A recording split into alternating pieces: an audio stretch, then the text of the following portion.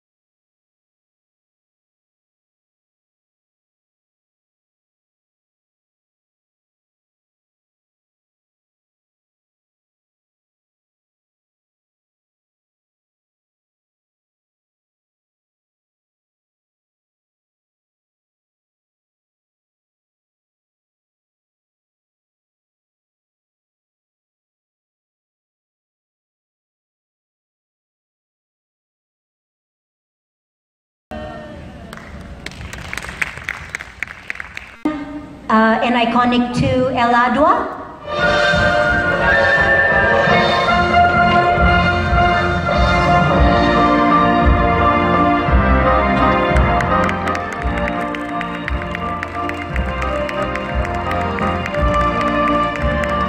Le Corsaire, Padis Club, Nicole Barroso and Elpidio Magat.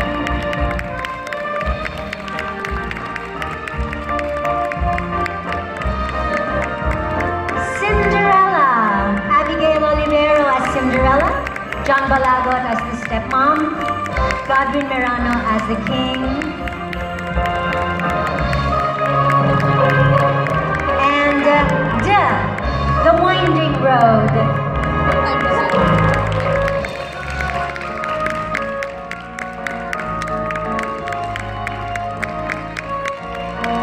The Stag Party.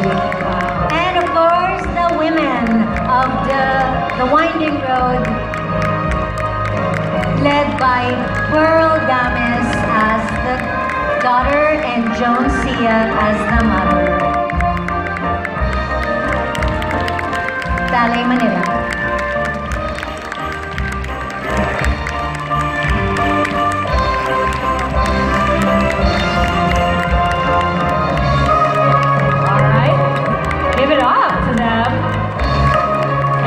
Lisa, heading them all.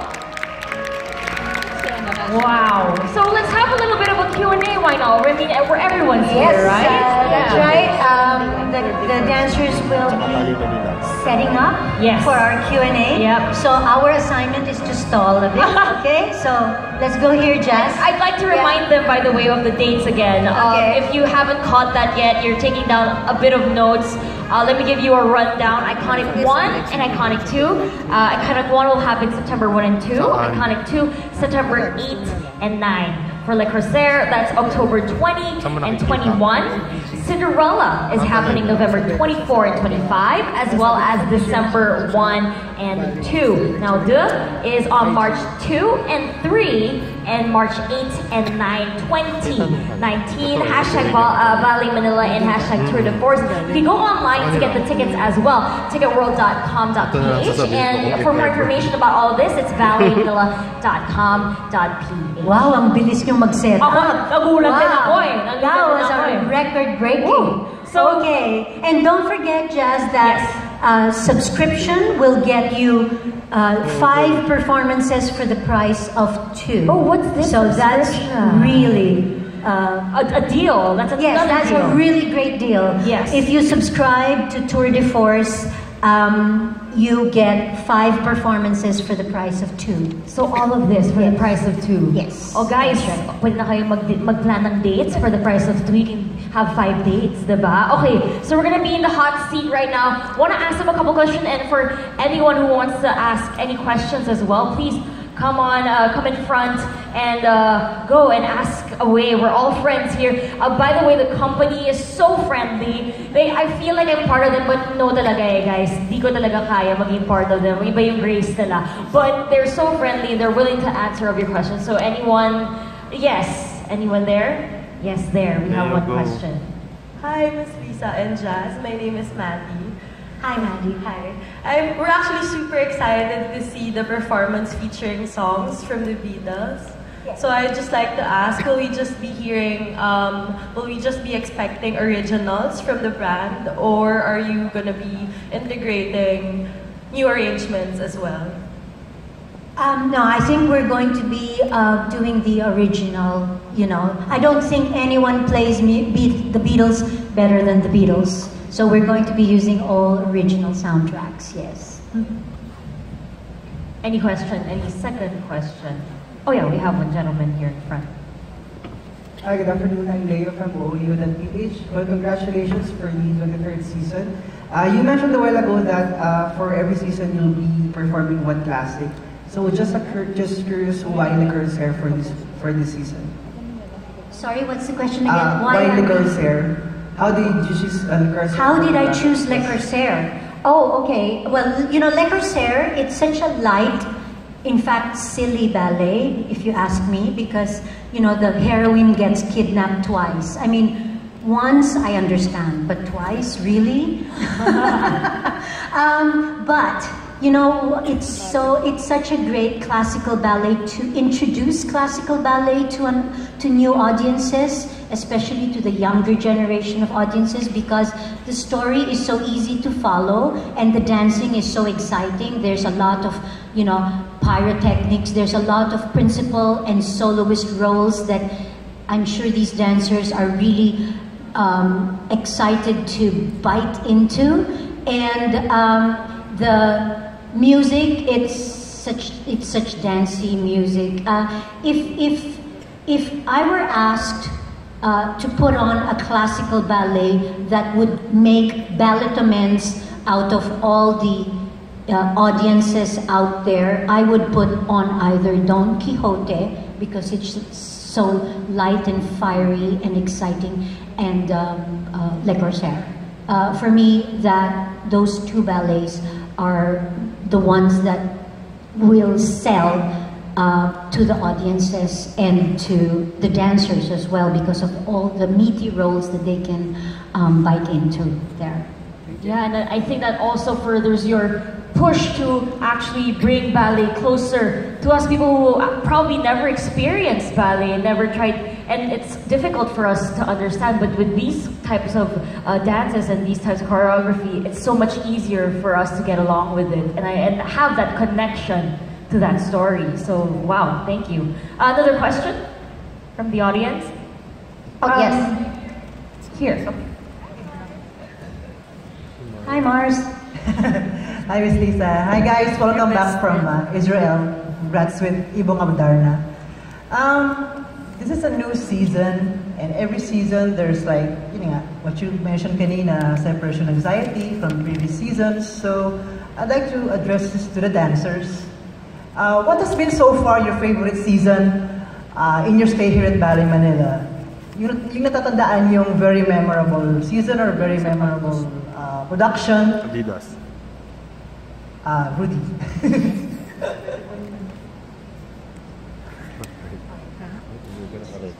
Yung so far productions na naging stand out, you know, favorites, yeah.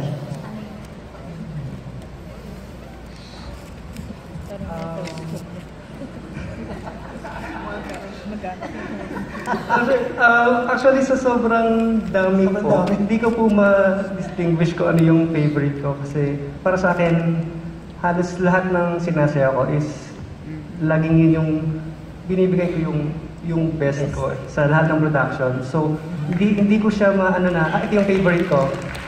So, yun yung, in my opinion, yun yung para sa akin. Para sa akin, lahat ng productions ng Ballet Manila is the best. So, Wow. That's my end. Hi Mars. I think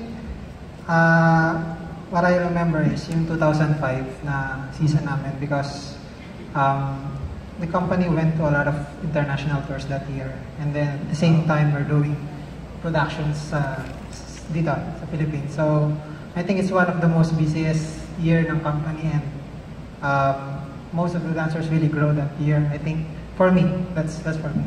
Yeah, 2005. Wow, may nag-stand out, 2005. Thanks, Romeo. Hi, Maz. Yeah. I think with every season that passes, each of us grow. So there are different challenges and different things we enjoy about the season. Honestly, I can't pinpoint which exact season. I've been here for, this is my 5th season, I think. You've just been promoted to one of the principal dancers. Congratulations. Thank you. I would have to say what I'm sure of is that I am the most excited for this season. I mean, we're starting with Iconic 1.0 and 2.0, and it's the first time that we're doing such a huge bill in 2 weekends. I'm really excited for that. Yeah, I'm debuting as Carmen as well, so I am extremely excited for that because my Don Jose is Mark Samilo, who is also my Prince Charming. Real, yes. Yes. You know. And we usually do romantic roles and spicy roles, but with Carmen, I think we'll be delving into something much deeper and much more different to the happy fairy tale. So yeah, I'm excited. Actually, I'm excited for Iconic. It's gonna be like insane. Thanks, Abby. hello. Actually, I agree with Rudy. Lahat ng season productions namin are the best talaga. No, we had this season before different genre, different dances, which is yun yung gagawin namin this season. So abangan nyo na lang sa Iconic. It's a different genre. She's Chef Jerry. Hi, Mars.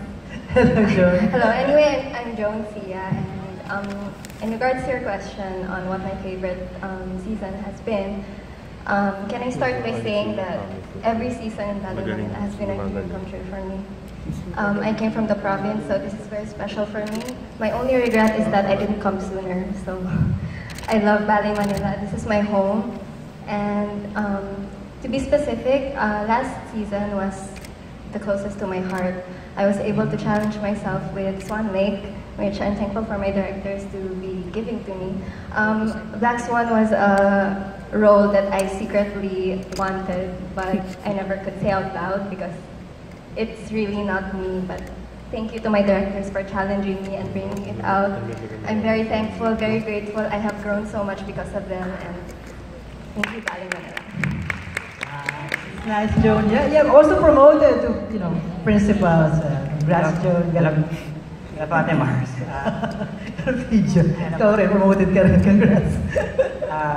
Personally po, sa akin po, most memorable po siguro is yung 2013-14 kasi doon po nag-build po yung career ko kasi nag-dance po ako ng Siegfried, ng mga lead roles na po, yung mga ganun po. Siguro very memorable po yun, mga first time na naging role ko as a male lead nga po. Yan po.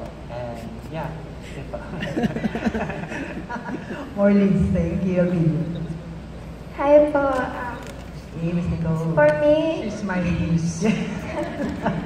Like uncle like this. for me, my favorite one is our 20th anniversary, because that's when I started my serious training with Ballet Manila. I started taking classes every day, so I did the lead role for Ecole, which is his ballet. So I think that is the most special and favorite, and my favorite. Siyempre naman. I'm Osias Barroso. I'm the co-artistic director of Ballet Manila. I've been with the company since the beginning. Yes, My favorite is Romeo and Juliet. The miniature version and the full-length version, because it's the first version that was choreographed for Ballet Manila. And it's going to be done in iconic as well. So yun, very memorable sa akin yun. It was done in 1996. First, First Yes. rendering. Yes, yung full length was 2001. I'll never forget that performance of Romeo and Juliet Fantasy Overture in 1996, because Shaz was dancing with 42-degree fever at that time, and I was his Juliet, and every time I would touch his face or his cheek, he was burning, and yeah, but the show must go on. I actually love that anecdote. To follow up maybe with the dancer's own experience, any challenges that you've experienced or maybe on the road to getting to this point? We can either start with Miss Lisa or end with you. I would love to hear that, because it's a wonderful story to hear how much you've spent together as a company to strive to get to this point, and how we as the viewers can appreciate this even more. So I want to ask that question. Any challenges you had to overcome, or what did you have to either give up or had to go through to get to finally to this season? Well, I think I speak for all the dancers here. The most challenging part of being a dancer is when you're injured, because you are not sick, you are not feeling weak or anything like that. You are injured and you can't dance. And for me, that is the hardest part about being a dancer, is when you can't dance. Yeah. I agree. I had a serious surgery 12 years ago, and it hindered me from dancing. So that was it. I stopped because of that. And it's like not being able to express yourself through emotions, and then that's just limiting for yourself. So wow, and I'm sure a lot of you may have mishaps along the way, but look at you guys now. I can't believe it. Like, I don't know how you guys do what you do, honestly. Like the turns, just the tiptoe, actually just being on your toes. I don't know, right? So that's a crazy amount of force. That's why it's Tour de Force, and it's crazy amount of power and persistence from the dancers as well. Do we have any other questions from the crowd? Any last two questions? So there.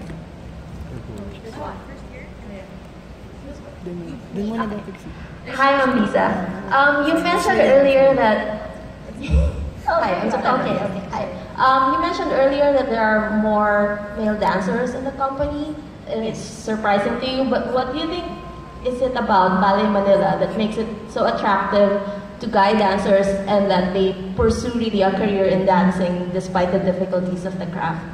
Most of the male dancers in Ballet Manila are graduates of our male scholarship program. And I only regret that we did not start our female scholarship program formally until 2008 with Project Ballet Futures. So we started our male scholarship program even before Ballet Manila began. So Osias and I would teach, my first two male scholars were our houseboy and the anak of my mom's manicurista. And that after that, the male scholarship program just grew and grew and grew, and the graduates of that male scholarship program ended up as professional dancers in Ballet Manila, whereas the female dancers in Ballet Manila, yes, we would get some of our students in the school that would become serious career-oriented dancers, but the ballerinas would, a lot of them, you know, would have options, you know, to, after graduating from high school, they would want to pursue, you know, college degree, university, and they would sometimes stop dancing. Some would like have families, you know, go abroad. And I think that was the phenomenon that happened in Ballet Manila, and we ended up with more male dancers than female dancers. I think also Ballet Manila has this reputation of being extremely difficult. You know, it's really hard to commit to a career in Ballet Manila because the dancing is, and the work is just difficult. And some dancers really, when they commit to a career in dance, some are prepared for the sacrifice that you have to do and make, and the pain and the suffering in order to have that moment on stage and, you know, explode in joy. But some just are not cut out for, you know, a career in dance, a very, very serious career in Ballet Manila. I don't know if that opinion is shared by the other dancers as well, but in Ballet Manila, in the 23 years, we've gone through, I think, 5 or 6 batches of dancers. And this 23rd season, we have, I think, how many? Around 7 or 8 new dancers in the company, completely new. It's their first season in the company. So yes, it's our reputation of being dedicated to excellence, and so we demand excellence, even from our youngest student in the school. Students are in par with our senior dancers because of the training. Our kids are like, the youngest that went to Israel is 16. We had several, they had to go with me. They have the SWDs. 6 of them are underage. Thank you. Hi everyone. I'm so excited to watch the shows. And yeah, I'm Trixie from Pinoy Screen and Stage.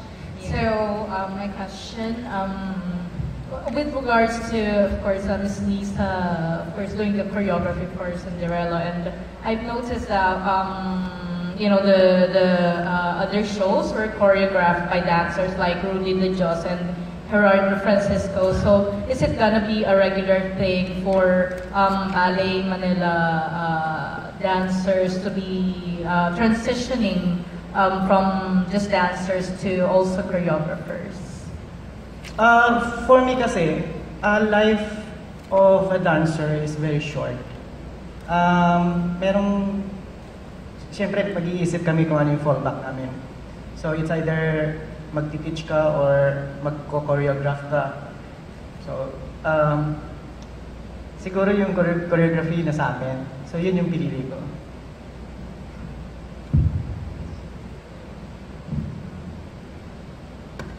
Hello.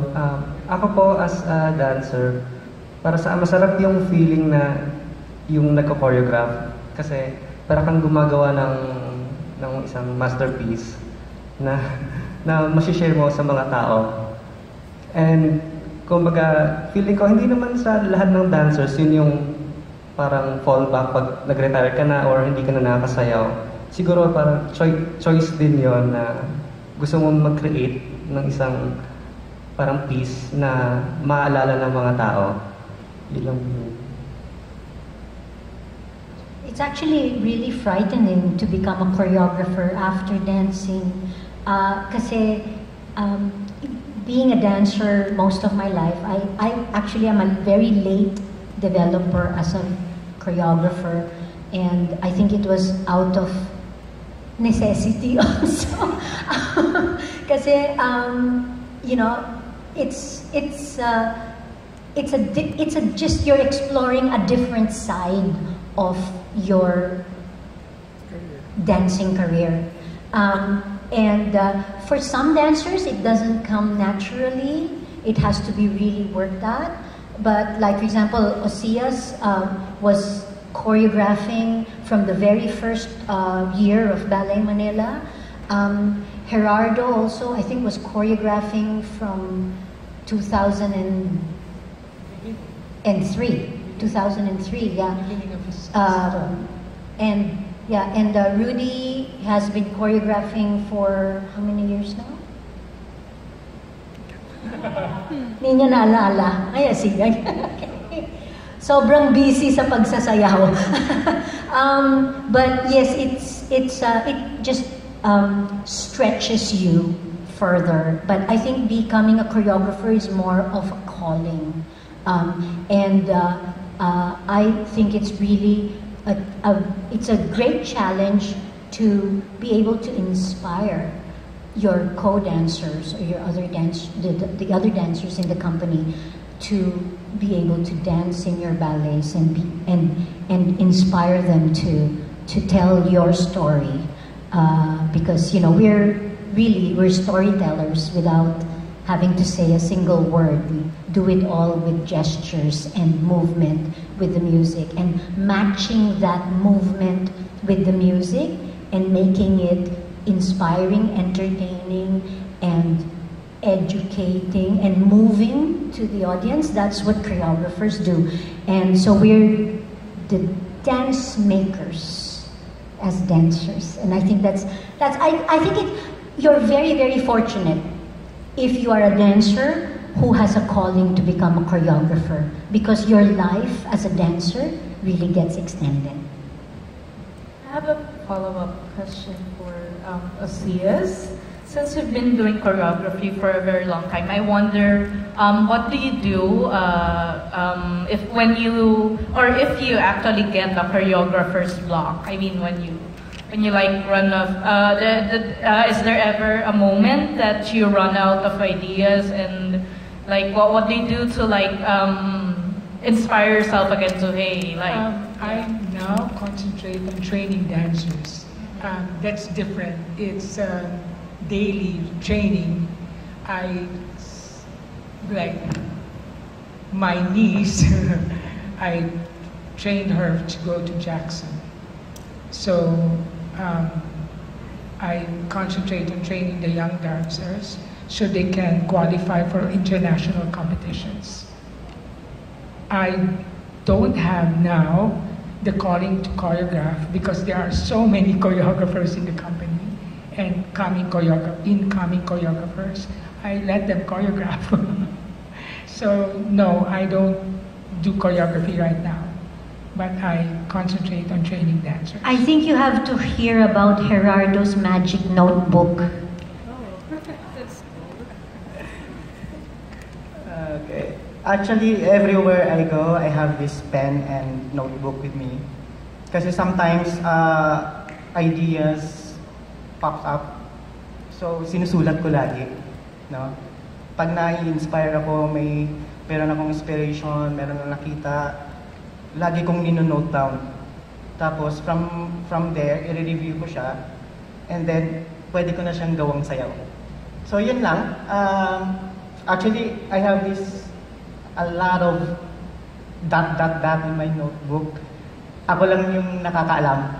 So, pag tinignan nyo yun, maloka kayo. Ayun po. And then, kung paano i-inspire yung mga dancers, siguro yung the way I choreograph, kailangan sincere. No? Hindi yung basta naisip mo lang, ituturo mo. You have to think talaga, pag-isipan talaga kung ano yung ituturo, kung ano yung i-choreograph, kung ano yung gagawin na step, kung ano yung concept. So, kailangan yun nag-blend Hindi siya pwedeng, kasi ganito yung gagawin, ito yung gagawin na step. So, hindi ganun kadali. Thank you po. Like there needs to have meaning or purpose to a certain move. Is that exactly what it is? Oh, wow. Yes. Wow. Especially, like for example, in Ibong Adarna. So since it's Filipino, so yung imagination ko nag-play doon kung na mag-match doon sa concept. So like yung mga steps na ginamit ko, I research like from north, south to south. Wow. Yes. Even the music. Wow. So I guided Diwa for the music. Oh. Okay, so he created yung music, ginaguide ko siya na ito yung gusto ko mangyari. So sounds like north, and then sounds like sana south. No, it's like royalty, elegant. So north naman it's like more on, like in the opening of Ibong Adarna, it's really grounded. So it's like north. Oh. It's like that. So there are certain moves that go with the sounds like. Did you also incorporate Filipino dance moves into the back? Wow. Yes, okay. yes. Wow. So in your notebook, it's like a secret code. I can never read it. I will not understand it. That's lang. Yes. That's great. That's great because like no one will steal your ideas, even though they try to. So wow, that's wonderful. That's a wonderful question. Thank you so much. Is there another question? There is. There's one more. First of all, congratulations to everyone. My name is Jay, and Ballet Manila vows to bring ballet to the people. And aside from the shows, is the company involved with other on-ground efforts as well? Is the company involved in Other on-ground efforts in promoting ballet? Oh, all the time. The company has, of course, our season in Aliw Theater. We also have our regular weekend shows in the activity center here in Star City called Ballet Pinoy. During the December, January, Christmas season, we have our Circus de Ballet performances that are free to the public as long as you enter the park. And we have our 12 performances of ballet and ballads throughout the year, which is a concert type performance where we have ballet, and right now we are collaborating with Bugoy Drilon as our singer, and that's our way of dancing to OPM music and dancing with a singer there. So it popularizes the art and makes it really reachable and understandable and entertaining. We have, on August 10, we have a performance in St. Paul's, Pasig, of ballet and ballads. So that's just one example of how we, regularly reach out to our audiences.